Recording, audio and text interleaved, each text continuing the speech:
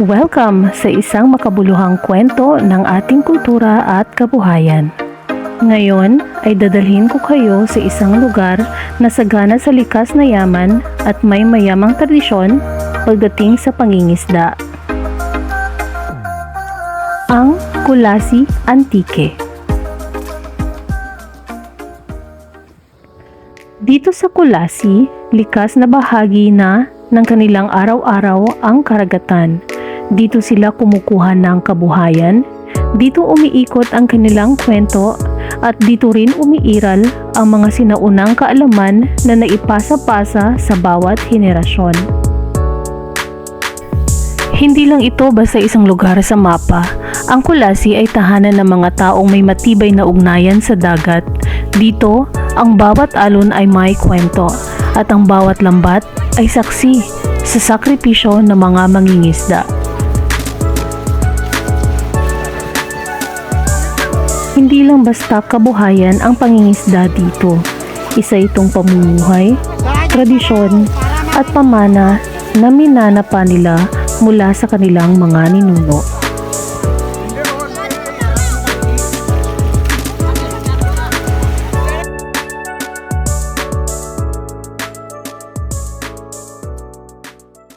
Samahan niyo ako at tuklasin natin ang traditional fishing o ang traditional na pamamaraan ng pangingisda na hanggang ngayon ay buhay na buhay pa rin sa puso ng mga mangingisdang Antiqueño. Ito ang isa sa mga ginagamit nilang bangka. Simple pero matibay. Karaniwang gawa ito sa kahoy at pinapanday mismo ng mga taga rito.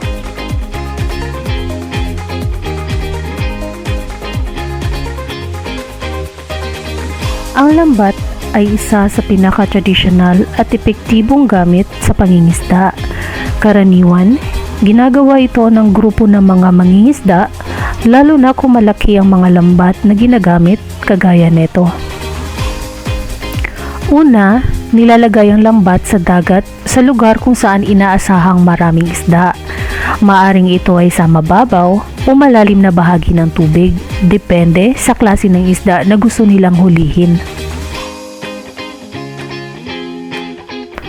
Ang ganitong paraan ay nangangailangan ng kooperasyon, tiyaga at tamang timing, lalo na sa pag-alam kung kailan maraming isda sa lugar.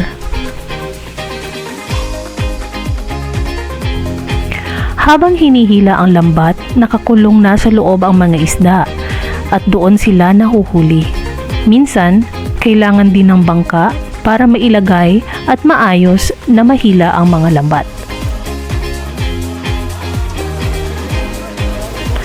Pagkatapos makuha ang huli, inaalis isa-isa ang mga isda sa lambat, nililinis ito at pinaghahandaan na ulit para sa susunod na gamit.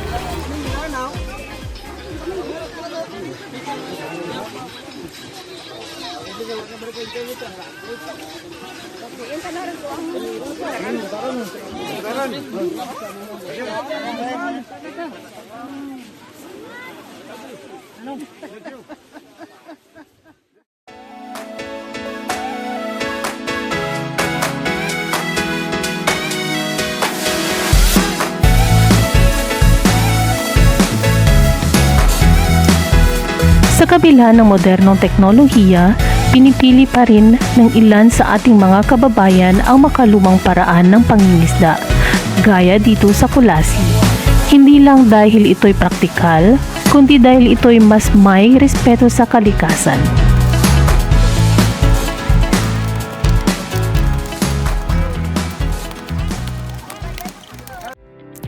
Maraming salamat sa pagsama sa akin sa isang makulay na paglalakbay dito sa Kulasi Antique. Ang tradisyonal na pangingisda ay hindi lang hanap buhay.